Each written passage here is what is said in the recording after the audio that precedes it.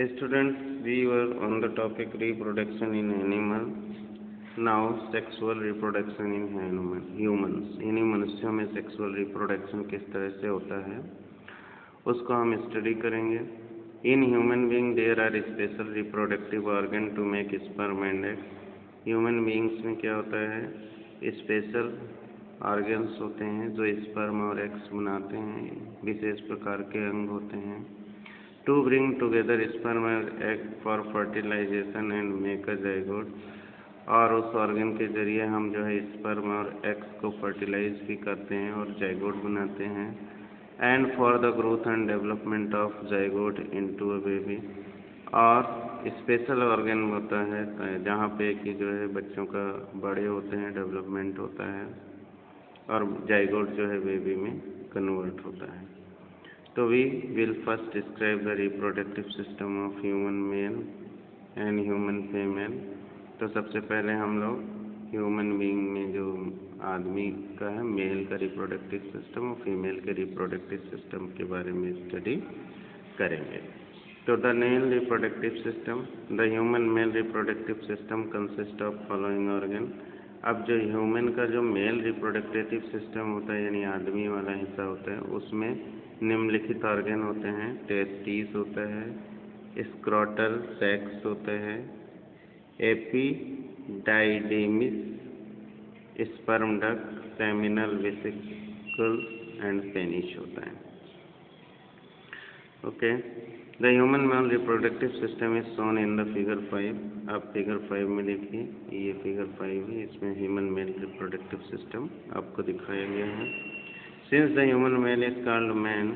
अब human male जो होता है उसको हम मैन बोलते हैं, आदमी को ह्यूमन मेल बोलते हैं. So we can also say that it is reproductive system of man. और इसलिए हम लोग कह सकते हैं कि ये आदमियों का रिप्रोडक्टिव सिस्टम है. Testis are the oval shaped organ. Testis क्या होते हैं, ये देखिए टेस्टिस है जो ओवल है यानी ओ के आकार का है. Lies outside the abdominal cavity of the man. ये शरीर के बाहर एक हिस्सा होता है एब्डोमिनल कैविटी जिसको बोलते हैं, है ना, पेट के नीचे, वहाँ पे ये रहता है. The man has 2 testis. Man के 2 टेस्टिस होती हैं. Singular testis is called testis. Testis are the real reproductive organ in the man. और यही टेस्टिस जो होते हैं मैन का असली रिप्रोडक्टिव ऑर्गन होता है. The male sex cells called sperm are made in testis. और मेल के जो सेक्स सेल स्पर्म होते हैं इसी टेस्टिस में बनते हैं. Testis make male gametes called sperm. और ये जो टेस्टिस है यही मेल गैमेट बनाते हैं जिसको हम स्पर्म बोलते हैं. Millions of sperms are produced in testis. Testis में मिलियंस यानी लाखों करोड़ों की संख्या में स्पर्म बनते हैं.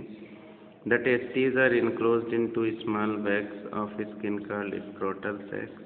ये जो टेस्टिस होते हैं 2 छोटे चमड़े के थैले की तरह की संरचना में रहते हैं जिसको हम स्क्रोटल सैक बोल रहे हैं. The testis work more efficiently at the temperature slightly below the body temperature.